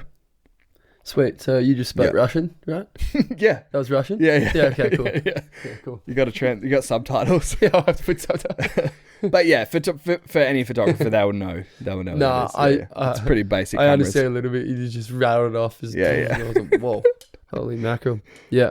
Yeah. Okay, and so you're running one camera. Yep. 2 lenses. Yep. And the phone. You're not jumping around between cameras for this and that moment and then, but no, you're not overcomplicating it. Because it's a 61 megapixel camera, and it takes 10 photos a second. Mm-hmm. And so each photo is 112 megabytes. Mm-hmm. So it takes 10 photos, so it takes a gigabyte a second, essentially. And so because I'm printing my work, you want big quality. And then it's also it's got that camera is perfect because it's got speed and quality. Mm-hmm. And so some of the large format cameras are just a lot slower. Okay. So they would take a even bigger photo, like in terms of print size, but then they'll only take, like a couple of photos a second or whatever. And because you need those split seconds to get a good photo, and then also they're ridiculously expensive. So if I had to jump to another, and Sony doesn't make a medium format camera, right? So that's why I haven't jumped, because then I'd have to buy all new lenses too, and the lenses cost more than the body. Yeah. So then I'll just have to change. Yeah, like and there's no other camera that has really tickled my fancy yet, where I'm like, but that's why I want to get into film photography more, because still to this day, you pretty much can't beat a medium format film camera in terms of print quality. Really? Yeah. So even all the digital advancements, you still pretty much won't get a better print out of the good digital cameras. Maybe like a phase 1 technically will look better, but I don't think it will naturally look better than a medium format film camera, or a large format film camera would be wild. Wow, crazy. Yeah. So that's the thing. And that's why history, that's why I really reckon we kind of peaked as a society in the 70s, because we haven't really upgraded even in photography from then. Oh yeah. So haven't really advanced. That's what I think. I could be completely wrong, but that's just what I've looked into. Yeah. And interesting. Yeah. The medium format cameras from the 70s. Yeah. Is the I reckon camera brands should be developing film cameras. Yeah. Because again, it's cool because it's using real light, and it's just the light comes in and it physically burns onto the film. And so these medium and large format film cameras, you're never going to replicate real light coming on to, because it's a digital sensor, it's interpreting the light to numbers. So it's just an interpretation of what happened. It's kind of like we were saying, you always see something, you try and take a photo that you can't take it. Yeah. But when you open up a hole and the light that comes in the door is closed off and burns. That's real light being, boom. I agree. Physically, I find it easier to get settings right or to get lighting better on a film camera than I do digital. Yeah, exactly. I actually got one for my 30th. Yeah. It's just sitting over there. Yeah, nice. It's a new Pentax that they bought out, film camera. Yeah. That shoots 72 exposures per 36 exposure roll. Right. Dane Singleton, who you know, is also a photographer. When's he coming on the podcast? I've been trying to get him. I want to get him bad. He'll be great. He'd be so good. But he has had eyes on that, and when everyone was like, "What do we get him?" He was like, "This." Nice. He's like, "I want one." Yeah. But he's just like, "Okay, cool. This is a great present because I know you're into film photography. I want you to take photos of that and tell me what it's like." Yeah, cool. So I haven't opened it yet because it's been absolute chaotic times. But yeah. That's now photography. Sick. That's why I was stoked that I got you now too, so we can talk photography. So I'm like, just need a little bit of a shove right now. I'm so like it's just in my head. Keep that C.S. Lewis quote in mind that don't try and be original, just try and tell the truth. Okay. And then you become original without even thinking about it. Yeah. So you'll be original photographer because all you try and do is tell the truth of the moment, and then you'll be the best photographer in the world. Wow. Jake McEwen. Jake McEwen. Shooting billboards. Yes. Oh, well, I mean, cool. We're probably getting kind of close to wrapping it. All right, then. A question I like to ask, which you've kind of answered in 3 different ways now, I reckon. Oh, really? Is like, what would be some advice that you'd have for younger photographers trying to get out? But you kind of just, sort of just delivered me that right then. Yeah. Be original. Don't try and mimic someone else's work. Yeah. Be inspired. Like, obviously, well, it's kind of like two-pronged because when you start, you need to replicate everyone. Because it's kind of like how do we learn to speak? We don't first write a book. Yeah. You replicate what other people are saying. Mm-hmm. And so you got to reference everyone and copy them. Like I've heard some really good musicians, the way they ended up composing their own work was first listen to the Hobbit soundtrack and try and replicate it. Because as you replicate it, then you'll learn the technical side of where to put your fingers. Yeah, where you put your fingers. So you got to learn the chords. You got to learn, so while you're learning, replicate everyone 100%. But then as you develop, so the first thing for a young photographer would just be shoot every single day, do the year challenge, do the 3-month challenge, just literally shoot every single day because you'll learn, then you'll actually learn, the old saying, you can't steer a ship that isn't moving, and so you got to shoot every single day, and then you just got to keep doing that. And then, you'll find your own voice. You'll find your own voice as you do it more. Mm-hmm. And then you just go towards what you find interesting. Yeah. Yeah. So like if you just personally shoot what you find interesting and what you find good, then you'll end up becoming a good photographer. But man, it's so ongoing because you literally think, oh yeah, I'm all right. And then you kind of unlock a whole new world of like how bad you are. And it's great. It's a good thing. Yeah. Because you're like, wow, I'm actually a terrible photographer, and then it's awesome. Like pretty much every time I shoot, I go back and 99% of it is absolute rubbish. And so it's great because of how difficult it is. I forget, but recently I went out and I just blew it. Like so many shots I just missed. And I was like, and I loved it because I was like, I loved how difficult it was because I was like, this is so difficult to actually get a good photo. And so, because that's the thing, some people shoot their whole lives and literally they'll only have 10 images that they like over their whole life. Yeah. And so, yeah. Would you say you're a big critic of your work? Critical of yourself? Yeah, like, when you start out and then I think that I drew a graph one day that, the longer you shoot, the more you hate your own photos. So like when you first shoot, well, there is like a sweet spot. When you first get good enough to start taking half decent photos, you think you're a pretty good photographer. But then the longer you shoot, you realize how bad you are. And then, you get better and you get a better eye for what's good. Yeah, exactly. So then you get this small, it's kind of like the better you get at surfing, someone will get a barrel and like do a trick or whatever. And they're like, how good was that? and they're like, oh, I didn't really bottom turn properly or whatever. Yeah, oh, really? I was only in there for this long and it's hard to get out of the water. Yeah, Like, so they're way more grumpy. And so it's the same with photography. It's like, you know, you get better, so then you know what's actually good.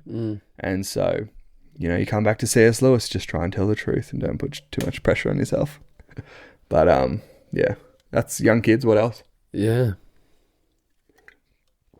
Very good. Is that the only question you had? No. Oh. No, I'm just pondering on it for a moment. Just taking a second there to stew on that. Yeah, so. And then would you, like, have you had... Okay, so, like, what about, like, file keeping and stuff, right? You got so many files. Yeah. How do you keep that in order? Have you got just bulk hard drives, or do you just go through, like, if you're shooting for 2 hours, you've got 2,000, 100,000 photos? You got, typically 1,000 photos. 1,000 photos per shoot. Are you just going tick, tick, tick, tick through, and then just go, there's the moment, boom, drag one away, tick, tick, tick, tick, drag one away, tick, tick, tick. Yeah, like, well, that's the thing. When I first, you know, again, you hit that sweet spot where you're good enough to take a good enough photo, but then you're really not that good.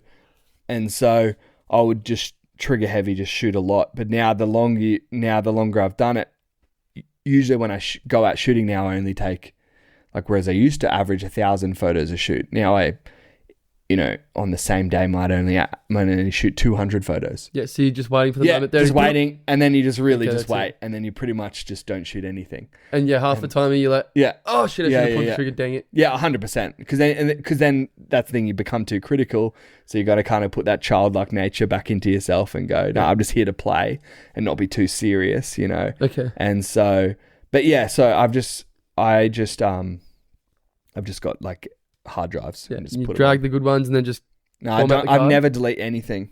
Never. Yeah, I've never deleted a photo. Never. Pretty much, like, yeah. So you never, unless I absolutely, that one's black, pitch black. So you never format your cards and stuff. I'll format my cards, but I just drag my stuff onto a hard drive. Yeah, onto a hard drive. Yeah, so and usually I don't look at it for a year. Right. Like, so I'll just put it on a hard drive and then just keep living my life. Wow. Yeah. That's an interesting. Unless I know I got an absolute banger. Okay. Then I'll look at that and go, oh, that's what I was trying to get. But most of the time I just put it on a hard drive. So for all you know, you've just got the $1 million shot sitting on one of those little devices. Usually you know, so then I'd look at it.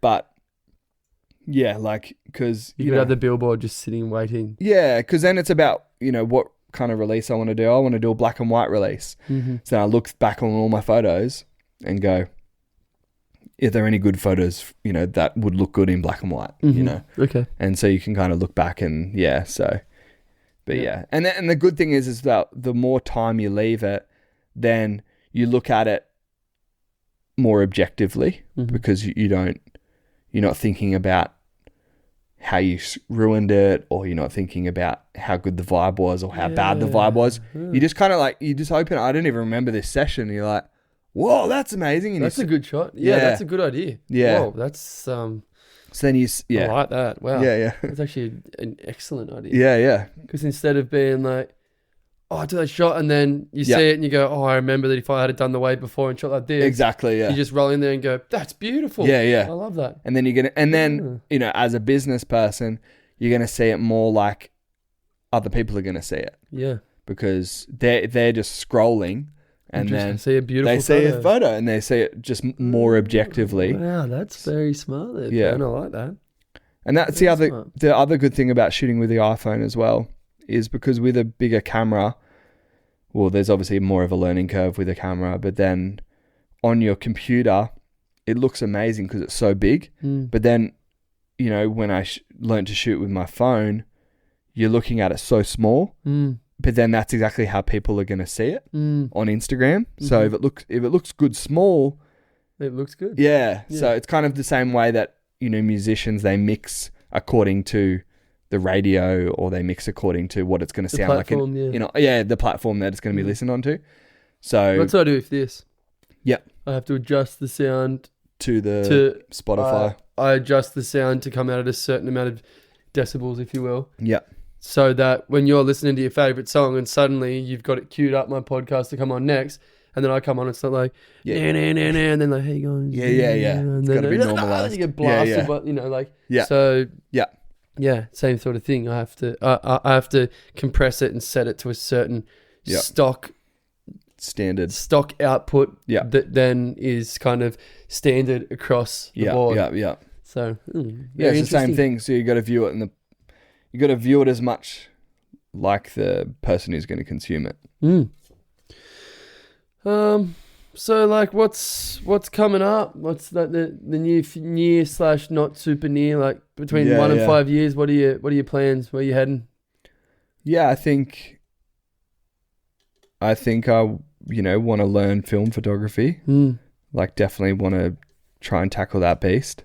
Yep. And so, because then it becomes, it's a challenge again. And so, been dabbling. I would love to, just officially sell all my gear and just have a really good medium format camera that I can take in the ocean that also takes good photos, whatever.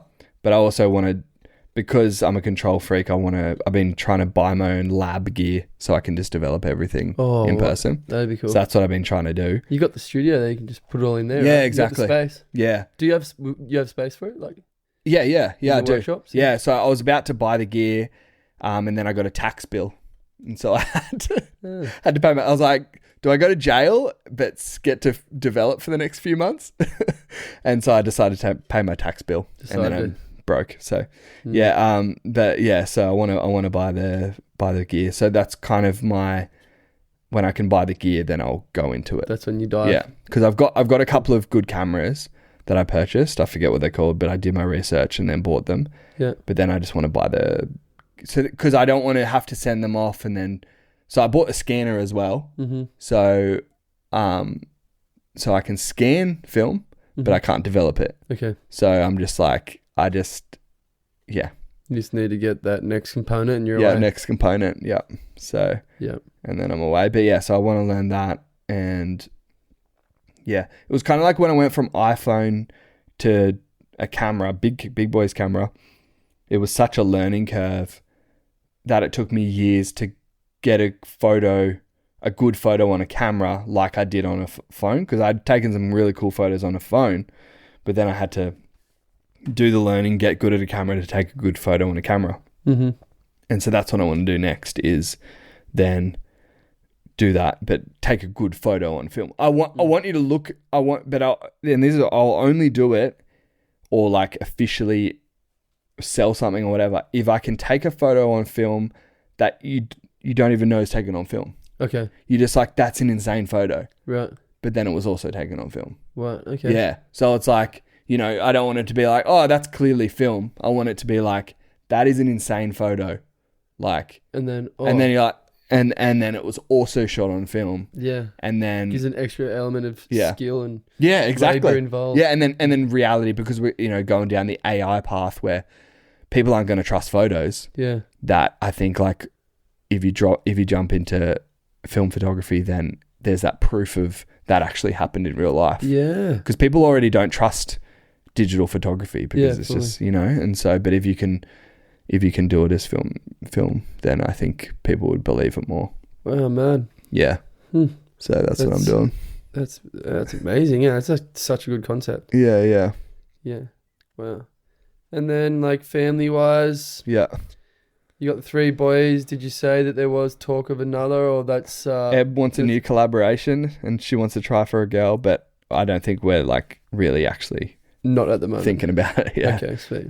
Yeah. And the boys are just going through school. What years are the boys in? Well, Joey will be in kindergarten next year. Kindergarten. And... Yeah. The boys are just... And the other one's just in early days. Daycare. Yeah. Daycare or home care. Yeah. Like, we've considered homeschooling. Yeah. Because it'd be pretty cool in this day and age. Like, but we'll only do homeschooling if we know we can provide a better learning or like early child development than school. Yeah. Because there's a lot of benefits to school. Yeah. But more the socializing side of it's important. Yeah, exactly. So it's like, can we, be involved in church and be involved in as many different social things to make sure that our boys grow up extremely social. Yeah, still get that. Get that social interaction. Yeah. And also, can we provide them with enough learning? Mm-hmm. And, probably not, so maybe not. But if we can find a way that because with homeschooling, you only have to do 2 hours a day. of actual education. That's how much you squeeze. So instead of, I believe, wasting so much time of 6 hours a day at school, which is a lot of time wasted, that you could just do the learning in 2 hours, and then you've got the rest of the day to create, like explore, to do what you think is an avenue that you exactly, and what you find currently interesting, not even what you're going to do forever, but do I want to paint for the rest of the day? You know.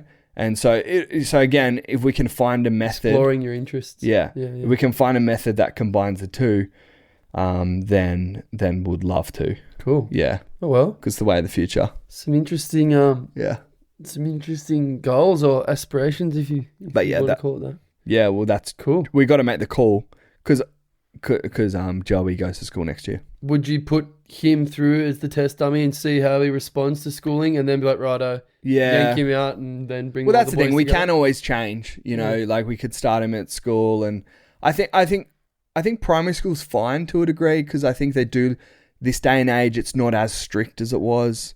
I think, like, from what I've heard, it sounds like the schooling system's going a little bit more elective, choose your learning. Hopefully. From what I've heard. But also that can go bad too, because it just means I don't want less time. I don't want more time wasted where they're just slacking off more. Yeah, well, that's the thing. Kids will choose what's easy and what can I just exactly, and that's the bad thing. I don't want less. I want more. Yeah. I want more discipline, and not like sit there, because sitting down and shut up, man, it's a dumb advice. You know, like sit down and shut up. Like I don't sit down and shut up, and I never should have. You know, you need to learn how to sit down and focus and do your job, but not all day, every day. You need to, but anyways, it's, so I think it is a bit more open. I think, you know, the school system will change. Yeah. But, Okay. Are we talking about Donald Trump too? Or?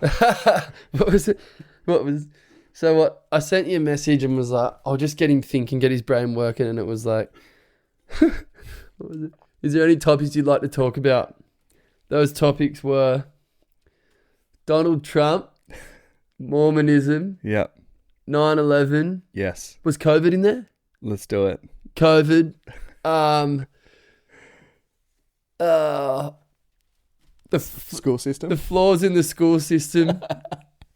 MDMA and what else was there? There was just a list of just like such controversial topics, and you had me on, and I'm like, if I know Pern, he's just joking around, or he's just getting me on the back foot.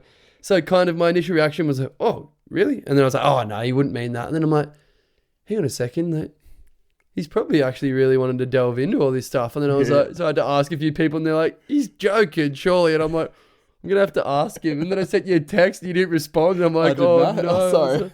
I was like, oh, crap. Now I'm on the back foot, but I love it. Because that's my favorite kind of humor, getting someone on the back foot where they don't really know exactly where they stand. I love that. That's classic. But anyway, bruv, well, thanks so much. That was amazing. Worries. Thanks for coming in. Yeah. Appreciate it. Sorry to pull you away from the family. Like and subscribe to the podcast. Share it with a friend. Yes. Get a sponsor. What's this week's video sponsored by? Mount Franklin? This week's video is... We need to get a sponsor. This week's video is sponsored by the local RGA that I just drove down and spent $12 on a 4-pack of Mount Franklins. So this week is sponsored by Jake McEwen. This week is sponsored by Jake McEwen. And every other week until hopefully the future. We'll get some brands involved. It's not get your girlfriend to teach us, give us some kind of like email that we can send to people. Yeah, that's what she does. She'd probably be able to. All right, mate. All right, brother. Thank you. Thank you. Get you back home and safe to the family. All right. And the crowd goes wild.